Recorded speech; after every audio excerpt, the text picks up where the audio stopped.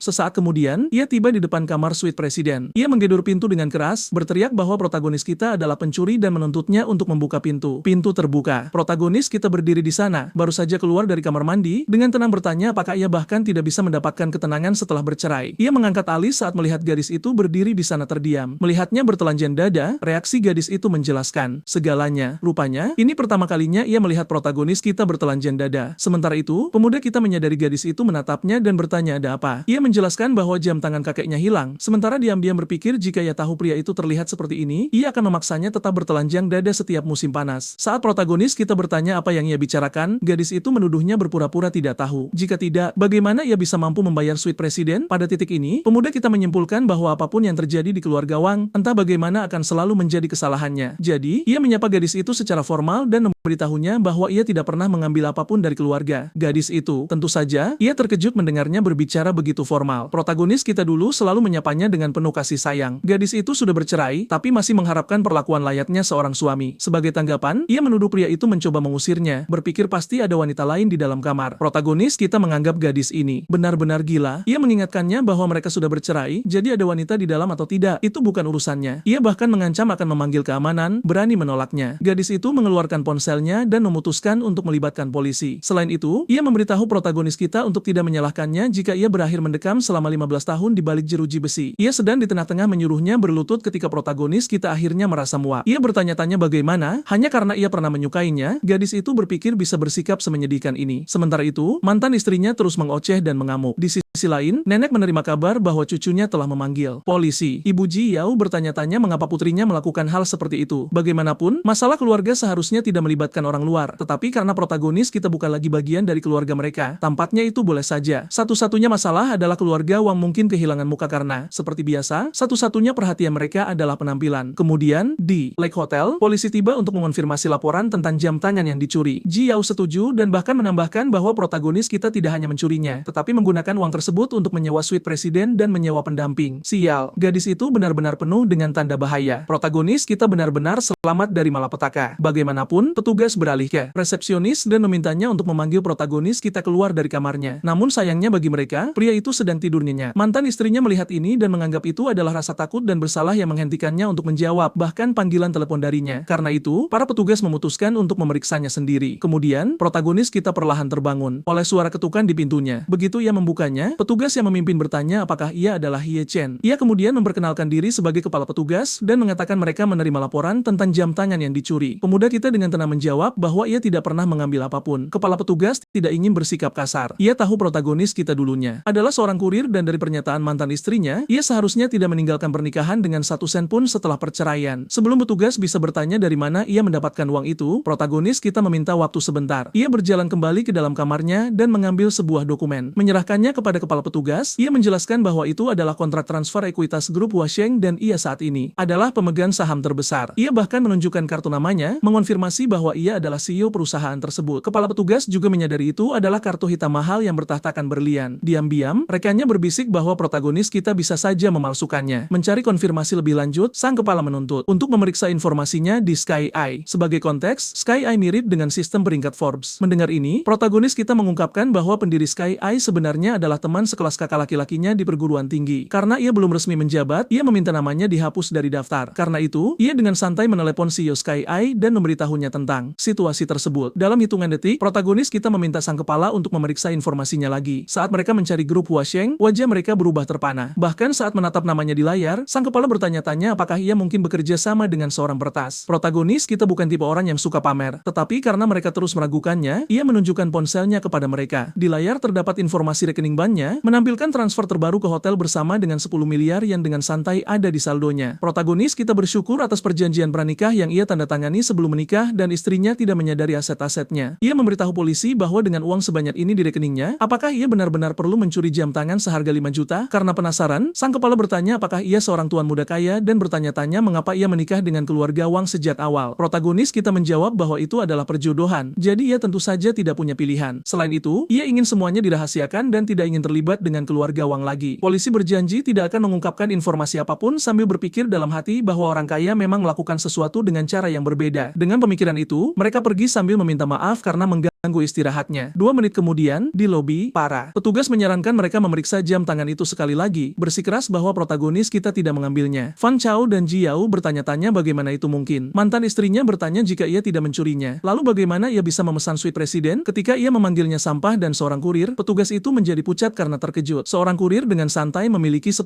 miliar di rekeningnya. Itu gila. Bagaimanapun, mereka memberitahu Ji Yao bahwa ia perlu memberikan bukti konkret jika mereka ingin menangkap protagonis kita. Sesuatu seperti rekaman CCTV saat ia mencurinya atau kwitansi yang menunjukkan ia menjual jam tangan tersebut. Selain itu, sang kepala menyarankan agar ia berhenti menjelek-jelekan protagonis kita. Meskipun mereka saat ini sudah bercerai, seharusnya tetap ada rasa hormat. Ia menanggapi bahwa dirinya lah yang memulai perceraian. Rekan sang kepala terkejut dan meminta konfirmasi. Ji Yao mengonfirmasi dan kemudian bertanya apakah protagonis kita menunjukkan tanda-tanda penyesalan. Pria itu tidak ingin banyak bicara, hanya memberinya jempol soal mengatakan jika ada penghargaan untuk kekacauan terbaik, ia akan dengan mudah meraih juara pertama. Sebelum pergi, ia bertanya apakah ada wanita di dalam kamar. Sang kepala menjawab tidak ada orang lain di kamar kecuali protagonis kita. Mendengar ini, Ji Yao berpikir dalam hati bahwa ia masih mencintainya. Gadis itu benar-benar berhalusinasi. Namun, Fan Chao merasa bingung mengapa polisi berbicara tentang protagonis kita dengan nada hormat seperti itu. Sementara itu, Ji Yao menerima telepon dari sepupunya, Xiao Ji, yang bertanya apakah protagonis kita ditangkap. Ia menjawab tidak dengan mengatakan polisi membutuhkan bukti. Xiao Ji bertanya bukti seperti apa. Ia menjelaskan entah rekaman video ia mencuri jam tangan atau kwitansi ia menjualnya. Xiao Ji menyadari opsi pertama tidak mungkin, jadi ia memilih untuk fokus pada yang kedua. Ia berjanji kepada Ji Yao bahwa ia akan menemukan kwitansi dan orang yang diduga telah membeli jam tangan dari protagonis kita dan pasti akan mengirimnya ke penjara sebelum menutup telepon. Karena itu, Ji Yao mulai merasa cemas dan bertanya-tanya apa yang akan ia lakukan jika protagonis kita benar-benar berakhir di penjara. Fan Chao memperhatikan ekspresinya dan langsung mendapat ide. Mendekat, ia menyarankan agar mereka menghabiskan malam di hotel. Sebagai tanggapan, ia menerima tamparan. Ia bahkan tidak bisa menangani protagonis kita, tapi ia malah memikirkan untuk tidur bersama. Sungguh lancang. Fan Chao menjadi sangat marah pada protagonis kita karena merusak momennya. Saat itu, temannya datang dan mengomentari penampilan Ji Yao. Tiba-tiba, Fan Chao menariknya dan menginstruksikannya untuk segera memberitahunya saat protagonis kita meninggalkan hotel. Keesokan paginya, protagonis kita keluar dari lift. Penampilannya menarik perhatian resepsionis yang hadir. Ia tidak lagi mengenakan pakaian compang-camping. Sekarang, ia memancarkan aura, getaran CEO yang dominan. Saat ia pergi, Fan Chao segera diberitahu. 20 menit kemudian, protagonis kita tiba di grup Washeng. Cukup ironis. Hari sebelumnya, Nona Qin mengatakan ia akan memasukkannya ke daftar hitam di seluruh kota Yancheng. Protagonis kita tentu saja bertanya-tanya wajah seperti apa yang akan ia buat saat melihatnya hari ini. Pada saat yang sama, Fan Chao menerima berita tentang lokasi protagonis kita saat ini. Ia bertanya-tanya apa yang bisa dilakukan protagonis kita di grup Washeng. Berpikir ia memiliki motif tersembunyi, ia memutuskan untuk menelepon Nona Qin demi mendapatkan niat baik. Saat ia menjawab, ia menuntut untuk mengetahui siapa yang berbicara. Fan Chao memperkenalkan dirinya dan mengingatkannya bagaimana mereka bertemu. Sebagai tanggapan, ia bertanya mengapa ia menelepon pagi-pagi sekali. Jadi, ia memberitahunya bahwa protagonis kita saat ini berada di perusahaannya dan ia khawatir ia mungkin memiliki motif tersembunyi. Mendengar ini, ia sedikit tersenyum dan meyakinkannya untuk tidak khawatir dengan mengatakan keamanan bisa menanganinya dan bahwa ia tidak mungkin bisa masuk ke gedung. Saat itulah Fan Chao mengungkapkan bahwa protagonis kita sudah melewati keamanan dengan kartu akses dan saat ini berada di dalam gedung. Ia panik dan bertanya-tanya bagaimana ia bisa mendapatkan kartu akses perusahaan. Mengungkapkan pemikirannya, Fan Chao mengingatkannya bahwa karena protagonis kita diduga mencuri jam tangan, mungkin saja ia bisa menyuap seseorang untuk mendapatkan kartu akses. Ia menyuruhnya untuk berhati-hati, berpura-pura peduli. Sebagai tanggapan, ia berterima kasih dan memutuskan untuk mengirim seseorang untuk segera memeriksanya. Fan Chao baru saja akan menawarkan bantuan, tetapi panggilan itu berakhir tiba-tiba. Sementara itu, Nona Qin memanggil sekretarisnya dan menuntut agar ia segera menuju kantor. Setengah jam kemudian, sekretarisnya, Nona Zhou, muncul. Para penjaga menyambutnya dengan santai. Ia merespon sapaan mereka dengan sopan sambil masuk ke dalam. Saat ia berjalan masuk, para staf mulai bergosip tentangnya. Salah satu dari mereka bahkan berkomentar bahwa ia tampak sedikit lebih rendah daripada wakil presiden. Sesaat kemudian, Nona Zhou memasuki kantor CEO. Setelah melihat protagonis kita, ia bertanya bagaimana ia bisa masuk. Sebagai tanggapan, protagonis kita dengan tenang bertanya siapa dia. Ia secara formal memperkenalkan diri sebagai sekretaris pribadi presiden. Hal ini membuat protagonis kita sedikit bingung. Melihat Nona Jo adalah sekretarisnya, ia mengharapkan orang lain, mungkin seorang pria untuk peran tersebut. Sebelum ia bisa terus berpikir, Nona Jo memotongnya menanyakan apa yang ia pikirkan dan mengapa ia tidak menjawab pertanyaannya. Akhirnya, protagonis kita memperkenalkan diri sebagai CEO grup Huasheng. Menyadari kesalahannya, ia langsung meminta maaf. Sekarang masuk akal mengapa ia memiliki akses ke perusahaan dan bahkan kantor CEO sejak awal. Protagonis kita mengerti bahwa ini pasti ulah keluarga Wang. Bagaimanapun, ia menyuruhnya kembali bekerja. Ia pernah mendengar bahwa Nona Qin dikenal sebagai kecantikan nomor 1 di perusahaan. Jadi, ia bersikeras agar ia datang ke kantornya segera setelah ia tiba. Tak lama kemudian, Nona Jo menelepon Nona Qin untuk melaporkan situasinya. Nona Qin terkejut bahwa CEO misterius akhirnya muncul di perusahaan. Ia mengakhiri panggilan dengan mengatakan ia sedang dalam perjalanan. Sesaat kemudian, ia memasuki perusahaan. Sekretarisnya mendekat dan memberitahunya bahwa protagonis kita ingin bertemu dengannya. Ia memperhatikan karyawan wanita berkumpul dan bertanya mengapa semua orang begitu cepat. Rupanya, berita itu sudah menyebar ke seluruh perusahaan. Wajar bagi gadis-gadis untuk bersemangat melihat CEO yang tampan. Ini menarik minat Nona Qin. Sekretaris pribadinya menggambarkan protagonis kita sebagai seseorang berusia 20-an dengan wajah seperti selebriti. Nona Qin terkejut. Bagaimanapun, ia mencapai posisi wakil presiden di usia 30-an yang sudah dianggap mengesankan. Bagaimanapun, ia bersikeras agar semua orang berperilaku baik sehingga protagonis kita tidak meremehkan mereka. Sebagai tanggapan, Nona Jo dengan bercanda mengungkapkan bahwa protagonis kita datang lebih awal sengaja hanya untuk melihat kecantikan nomor 1 di perusahaan. Nona Qin menyuruhnya berhenti bicara omong kosong. Dalam semua tahunnya di lingkaran bisnis, tidak ada pria yang tidak bisa ia tangani. Bagaimanapun, protagonis kita hanyalah seorang bocah muda di matanya. Tepat sekali, tidak ada masalah yang tidak bisa ia selesaikan. Para pekerja bahkan ingat bagaimana ia pernah menangani klien sulit dengan mudah yang dihindari orang lain. Karena itu, mereka percaya mereka benar-benar perlu belajar darinya. Seolah membaca pikiran mereka, Nona Qin memberitahu mereka bahwa ia akan membiarkan pintu sedikit terbuka. Pada dasarnya mengundang mereka untuk menonton bagaimana ia berencana merendahkan CEO baru. Para staf wanita menjadi bersemangat. Kursi baris depan diamankan. Nona Qin berpikir dalam hati bahwa jika ia berhasil mengendalikan protagonis kita, posisinya di perusahaan akan menjadi lebih kokoh. Namun sayangnya baginya, hari ini adalah hari di mana kenyataan menghantam dengan keras. Saat ia akhirnya memasuki kantor dan memberitahunya bahwa ia telah datang sesuai permintaan, ia mengamatinya dengan cermat. Dari profil samping saja, protagonis kita terlihat sangat tampan. Ia bahkan merasakan deja vu yang aneh. Sementara itu, semua orang di luar memperhatikan dengan cermat ingin melihat bagaimana ia berencana membuatnya berlutut. Tetapi detik berikutnya, wajah Nona Qin memucat. CEO misterius yang berdiri di hadapannya sebenarnya adalah protagonis kita. Kepercayaan dirinya sebelumnya langsung lenyap. Tanpa ragu, ia berlutut. Sekarang, kelompok yang menonton dari luar benar-benar terpana bertanya-tanya mengapa wakil presiden yang berlutut sebagai gantinya. Sementara itu, pada saat yang sama, protagonis kita mendekatinya dengan ekspresi tenang namun serius. Membaca situasi, para pekerja wanita dengan cepat pergi. Tidak ada yang ingin tertangkap dalam ketegangan tingkat CEO. Melihat ekspresi kekalahannya, Ye Chen menggodanya bertanya mengapa ia berlutut padahal mereka baru saja bertemu. Sementara itu, ia berpikir bahwa jika ia tidak menyukainya, ia setidaknya harus membantunya berdiri sambil diam-diam mengutuk keluarga Wang karena menempatkannya dalam situasi yang memalukan seperti itu. Bagaimanapun, ia meminta maaf atas apa yang terjadi hari sebelumnya. Masih menggodanya, protagonis kita mengingatkannya bahwa ia pernah mengklaim bahwa ia adalah pacarnya dan bahwa ia adalah orang yang menyatakan cintanya terlebih dahulu. Saat ia melangkah lebih dekat, ia akhirnya mengerti mengapa begitu banyak pria tergila-gila padanya. Terlihat bingung, ia meminta maaf sekali lagi. Protagonis kita mengabaikan ketegangan dan membantunya berdiri. Kemudian ia memperingatkannya untuk menutup pintu karena staf mungkin salah paham dengan apa yang baru saja terjadi. Hal terakhir yang ia butuhkan adalah rumor kantor yang liar, tetapi ia belum selesai mempermainkannya. Ia mengingatkannya bahwa di pesta, ia berjanji untuk memutus mata pencahariannya. Sekarang karena ia adalah CEO-nya, ia bertanya apakah ia masih berencana memasukkannya ke daftar hitam. Sebagai tanggapan, ia mengakui kesalahannya dan mengaitkannya dengan penilaiannya yang picik. Ia mengatakan ia mengerti jika ia kesal. Jika ia ingin memarahinya, menghukumnya, atau bahkan memecatnya, ia akan menerimanya. Protagonis kita diam-diam mengamati perilakunya. Kebanyakan orang akan mulai menyalahkan atau mencari alasan. Namun, Nona Qin tidak panik. Ia mengambil tanggung jawab penuh. Memang, wanita ini tidak sederhana. Karena itu, protagonis kita memberitahu ia tidak punya niat untuk memecatnya. Bagaimanapun, hari sebelumnya, ia adalah satu-satunya yang memberinya jalan keluar. Jika ia bukan CEO, ia pasti akan menerima tawarannya. Merasa lega, ia berterima kasih dan berjanji untuk melayani perusahaan dengan setia. Tiba-tiba, ekspresi protagonis kita berubah serius. Ia menjelaskan bahwa sementara ia bisa memaafkannya, orang lain yang hadir di pesta adalah masalah lain. Mendengar ini, Nona Qin bersikeras ia menjatuhkan gelar formal saat memanggilnya. Protagonis kita menjawab dengan menginstruksikannya untuk mengumpulkan semua informasi mengenai siapa saja di pesta yang memutus hubungan dengannya. Ia setuju dengan tugas itu dan berpikir dalam hati bahwa lingkaran bisnis Diancheng akan diguncang karena pria ini. 30 menit kemudian, ia memberikan dokumen-dokumen itu. Pertama dalam daftar, Fang Chao. Melihat nama ini, protagonis kita ingat bagaimana mantan istrinya membandingkan membandingkannya dengan Fan Chao dan menyebutnya sampah. Dengan pemikiran itu, ia bertanya tentang aset keluarga Fang Diancheng. Nona Qin menjelaskan bahwa keluarga Fang dianggap sebagai keluarga tingkat pertama di kota tersebut. 2 tahun lalu, mereka mungkin memiliki aset senilai 10 miliar. Namun, baru-baru ini keuangan mereka menyusut parah dan sekarang mereka mirip dengan keluarga Wang, sekitar 3 miliar aset. Berbicara tentang keluarga Wang, ia mengakui bahwa ia menerima bantuan dari mereka sebagai imbalan untuk mendanai kontrak real estate mereka. Tetapi jika CEO-nya tidak menyukai pengaturan itu, ia akan membatalkan seluruh kesepakatan. Segera, diam-diam, ia tidak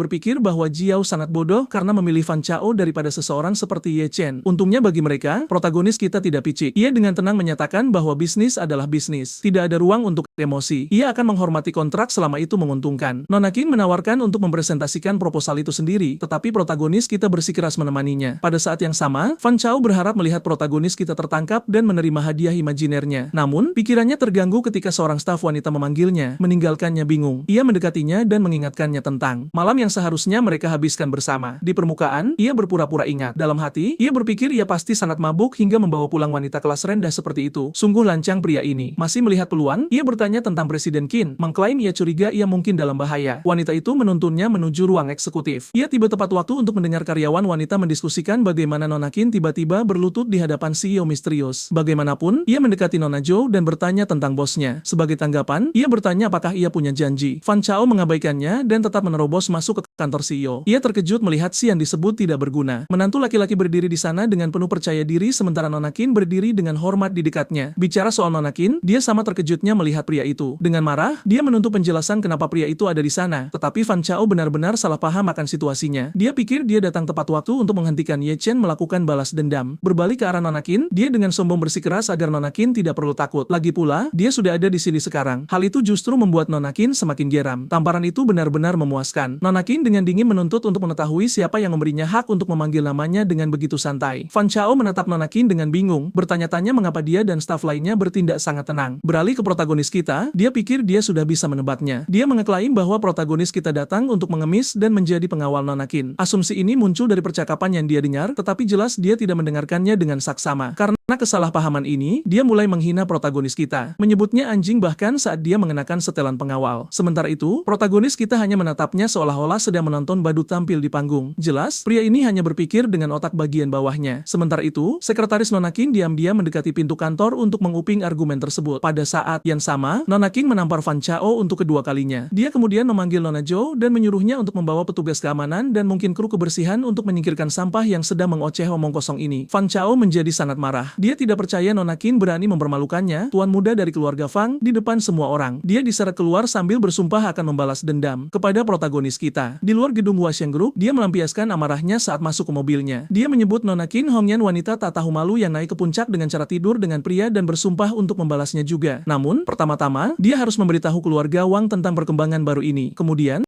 di rumah keluarga Wang, kepala keluarga Wang terkejut mendengar berita bahwa protagonis kita sekarang menjadi pengawal Nona Qin. Fan Chao mengonfirmasinya, mengatakan dia melihatnya dengan mata kepalanya sendiri. Dia bahkan mengeklaim melihat protagonis kita mengambilkan dokumen untuk Nona Qin. Mendengar ini, seluruh keluarga merasa sulit mempercayainya, tetapi Fan Chao belum selesai. Dia menyebarkan rumor bahwa protagonis kita bahkan berlutut dan memohon ampun kepada Nona Qin. Mantan istrinya menjadi murka. Beraninya protagonis kita berlutut di depan wanita lain, mengingat masa lalu, dia teringat bahwa dia telah memberikan beberapa kesempatan kepada pria itu untuk meminta maaf, tetapi selama 3 tahun pernikahan mereka, pria itu tidak pernah sekalipun berlutut di depannya. Melihat reaksinya, Wang Yuan menggodanya, menyarankan bahwa mungkin alasan dia tidak pernah berlutut adalah karena pesonanya tidak cukup. Sepupunya segera ikut serta, mengejeknya. Wang Yuan bahkan menyombongkan diri bahwa jika itu adalah dirinya, dia akan membuat protagonis kita berlutut di depannya setiap hari. Wanita itu membalas, mengatakan dia terlalu baik kepada pria itu. Itulah sebabnya dia tidak pernah berlutut. Beralih ke neneknya, dia menyarankan untuk memutuskan hubungan bisnis keluarga dengan Nona Qin. Sang tetua menatap cucunya seolah-olah dia sudah kehilangan akal sehatnya. Akibatnya, dia menerima tamparan. Dengan marah, nenek Wang bertanya apakah dia perlu mengingatkan gadis bodoh ini bahwa keluarga mereka bergantung pada pendanaan Nona Qin, terutama 70 juta yang dibutuhkan untuk kontrak real estate mereka. Melihat ini, ayah Xiaoji berkomentar bahwa Jiao hanya cemburu pada Nona Qin. Namun, dalam hal kemampuan, dia bahkan tidak bisa dibandingkan dengan Nona Qin. Sebagai tanggapan, Jiao mengamuk seperti anak manja. Neneknya memperingatkannya untuk tidak melakukan hal bodoh. Beralih ke putranya, sang ketua menuntut untuk segera berbicara dengan Nona Qin. Selama panggilan itu, Nenek Wang memulai dengan bertanya apakah benar protagonis kita telah menjadi pengawalnya. Dia menyatakan kebingungan, terutama karena dia telah memutus hubungan dengan pria itu secara terbuka. Nona Qin menjelaskan bahwa keadaannya berbeda sekarang dan meminta maaf dengan sopan, sambil berpikir dalam hati bahwa wanita tua itu mungkin akan terkena serangan jantung jika dia tahu menantu laki-lakinya yang dibuang sekarang adalah bosnya. Namun, Nenek Wang sama sekali tidak marah. Faktanya, dia tampak bersyukur. Dia hanya menyesal tidak memberikan protagonis kita kepada Nona Qin lebih cepat. Mengalihkan topik, dia bertanya tentang kontrak. Nona Qin mengungkapkan bahwa dia telah berbicara dengan CEO-nya tentang hal itu. Dia tertarik tetapi ingin mempelajari lebih lanjut sebelum melangkah lebih jauh. Nenek Wang terkejut dan dengan cepat bertanya apakah dia bisa mengirim putranya untuk bertemu langsung dengan CEO untuk membahas perinciannya. Nona Qin setuju untuk mengatur pertemuan tersebut. Beralih ke ayah Xiaoji, dia menugaskannya untuk menegosiasikan kontrak dan memberikan kesan yang baik atas nama keluarga. Dia dengan percaya diri berjanji untuk menyelesaikan tugas tersebut. Namun, sekarang karena protagonis kita adalah pengawal Nona Qin, putranya menyarankan agar mereka melupakan masalah jam tangan yang dicuri. Nenek Wang segera menolak. Mereka harus terus mencari bukti dan memastikan protagonis kita menghabiskan waktu di penjara atau setidaknya menggunakannya sebagai pengaruh untuk mendapatkan bantuan dari Nona Qin. Mendengar ini, cucunya mengungkapkan bahwa dia tahu orang yang diduga sebagai pembeli jam tangan dari protagonis kita. Dia tersenyum dan menyuruhnya mengumpulkan bukti, yakin Nona Qin tidak akan bereaksi keras jika mereka mengejar protagonis kita. Sekarang, beralih ke orang tua Jiao, dia mengeluh dan menyebut mereka tidak berguna bagi keluarga Wang, terutama Jiao. Sang ketua bahkan mengatakan dia berharap bisa menukar wajah Jiao dengan sepupunya Wang Yuan karena Jiao tidak berharga. Karena sudah muak dengan penghinaan tersebut, Jiao lari. Dia pergi dengan mobil Audinya, bertekad untuk memberi pelajaran kepada protagonis kita karena membuatnya kehilangan muka di depan keluarganya. Setibanya di tempat parkir Huashen Group, Jiao tertegun. Rupanya, ini pertama kalinya dia melihat protagonis kita mengenakan setelan jas. Dia tidak percaya protagonis kita tiba-tiba mulai berpakaian setampan ini tepat setelah perceraian. Karena itu, dia meledak dan menyebutnya tak tahu malu karena menjadi anjing Nona Qin Hongyan. Nona Qin segera menyadari bahwa gadis manja dari keluarga Wang telah tiba. Jiao tidak membuang waktu untuk menuduh protagonis kita memiliki harga diri yang tidak masuk akal dan bertanya mengapa dia tidak memohon pengampunan. Dia mengingatkannya bahwa dia memberi pria itu beberapa kesempatan, namun pria itu menolak. Protagonis kita marah. Beraninya dia memintanya untuk mengemis setelah apa yang dia lakukan. Dia bertanya apakah wanita itu benar-benar berharap dia memohon setelah dia memergokinya berselingkuh. Namun, wanita itu bahkan tidak menganggap perselingkuhan sebagai masalah. Masalah utamanya adalah dia memberikan kesempatan untuk meminta maaf di pesta ulang tahun neneknya dan pria itu menolak. Yang terburuk dari semuanya, dia bahkan berlutut di depan wanita lain untuk meminta belas kasihan. Saat mereka menikah, dia tidak pernah berlutut di depannya. Dia mengeklaim pria itu mempermalukannya. Protagonis kita dengan tenang mengatakan kepadanya bahwa berlutut di depan istri yang setia tidaklah salah, tetapi berlutut di depan istri yang berselingkuh adalah cerita yang berbeda. Jauh di lubuk hatinya, dia pikir dia juga harus disalahkan karena terlalu memanjakan wanita itu. Jiao dengan cepat mengoreksinya, mengatakan dialah yang terlalu lunak. Faktanya, seluruh keluarganya percaya itu adalah kesalahannya karena tidak mengendalikan pria itu. Sebagai menantu yang tinggal serumah, katanya, dia seharusnya tidak diperlakukan lebih baik daripada seekor anjing. Melihat protagonis kita mencoba menahan amarahnya, Nona Qin tiba-tiba menampar mantan istrinya. Dia sangat marah. Jiao adalah orang yang berselingkuh, namun alih-alih merenungkan kesalahannya, dia malah mengalihkan kesalahan. Nona Qin menuntut untuk mengetahui apakah dia tidak merasa malu sedikit pun. Masih tertegun, Jiao bertanya apakah Nona Qin benar-benar memukulnya. Nona Qin menegaskan bahwa dia hanya memberikan pelajaran yang gagal diajarkan oleh orang tuanya kepada gadis itu. Jiao menatap protagonis kita, berharap dia melakukan sesuatu. Menenangkan situasi, protagonis kita menyuruh Nona Qin untuk berhenti. Kemudian dia berbalik ke arah mantan istrinya dan mengatakan kepadanya bahwa dia tidak ingin berurusan lagi dengannya. Namun, dia menolak untuk mundur. Dia bersikeras agar pria itu mengundurkan diri dari posisinya dan berhenti menjadi pengawal Nona Qin. Protagonis kita menganggap ini lucu sementara Nona Qin mengacungkan jari tengahnya dan menawarkan untuk membayarnya 500.000 setahun. Tunggu dulu, dia menambahkan 1 nol lagi. Mantan istrinya terkejut karena Nona Qin berencana membayarnya 5 juta setahun. Karena putus asa untuk menghentikannya, Jiao mengungkapkan bahwa sepupunya Xiaoji menemukan bukti yang menuduhnya mencuri jam tangan. Dia menyuruhnya untuk segera mengundurkan diri. Dia menambahkan jika pria itu bekerja untuknya sebagai gantinya dan mendengarkannya, dia akan memastikan sepupunya membatalkan seluruh masalah tersebut. Protagonis kita berterima kasih atas tawaran itu, tetapi menolak untuk menjadi pengawal pribadinya. Dia hanya tidak ingin berdiri diam dan melihat wanita itu tidur dengan pria lain. Adapun Xiaoji, jika dia benar-benar memiliki bukti, dia harus datang dan menuntutnya. Seseorang seperti protagonis kita pasti memiliki pengacara papan atas yang mengantre untuknya. Menyaksikan mereka pergi, mantan istrinya menyebutnya brengsek karena mengikuti Nona Chen. Apalagi karena wanita itu sudah berkencan dengan sang CEO. Tanpa sepengetahuannya, pria itulah CEO-nya. Adegan beralih ke bagian kota yang berbahaya, Yuncheng 7 Street, tempat orang miskin hidup berdampingan dengan tokoh-tokoh kuat. Semua orang di sana tahu tentang pria berbahaya bernama Saudara Melon. Rumor mengatakan bahwa jika dia membawa tas, itu berisi pisau atau kepala seseorang. Dan, Melon itu sendiri terkejut saat melihat pewaris sah keluarga Wang. Xiaoji langsung ke pokok permasalahan dan menawarinya kesepakatan. Sebagai ganti menjual jam tangan kakeknya yang bernilai 5 juta dengan harga diskon, dia ingin Melon bersaksi bahwa dia membeli jam tangan tersebut dari protagonis kita. Yang mengejutkannya, Melon menebak bahwa pria yang dimaksud adalah orang yang sama yang menghajarnya. Xiaoji mencatat bahwa tebakannya benar, menyebut protagonis kita sampah dan menantu laki-laki yang tidak berguna yang pantas dikirim ke penjara. Mendengar ini, Melon menanggapi bahwa sayangnya, dia tidak bisa terlibat. Bos Liu memperingatkannya untuk tidak pernah mencampuri urusan keluarga. Jika mereka berdamai di masa depan, dia akan berakhir sebagai penjahatnya. Sebagai tanggapan, Xiaoji mengungkapkan bahwa protagonis kita sudah ditendang keluar dari keluarga. Dia bahkan menuntut untuk mengetahui siapa Bos Liu ini dan mengapa Melon mendengarkannya. Salah satu pria berteriak bahwa Bos Liu adalah atasan Melon. Saudara Melon menambahkan bahwa tanpa bosnya, dia tidak akan berada di posisinya saat ini. Xiaoji kemudian menawarkan untuk menjual jam tangan itu seharga 4 juta. Melon menggelengkan kepalanya, memperjelas bahwa dia akan mengikuti perintah bosnya. Putus asa, Xiaoji menurunkan harganya lagi. Mendengar ini, Melon menunjukkan senyum licik dan mengatakan bahwa meskipun bosnya menyuruhnya untuk tidak mencampuri urusan keluarga, dia tidak pernah menyuruhnya untuk menolak uang. Sementara itu, Abigail beralih kembali ke protagonis kita. Di dalam mobil, dia memperingatkan Nona Chen bahwa dia sama sekali tidak boleh menyentuh mantan istrinya lagi tanpa izinnya.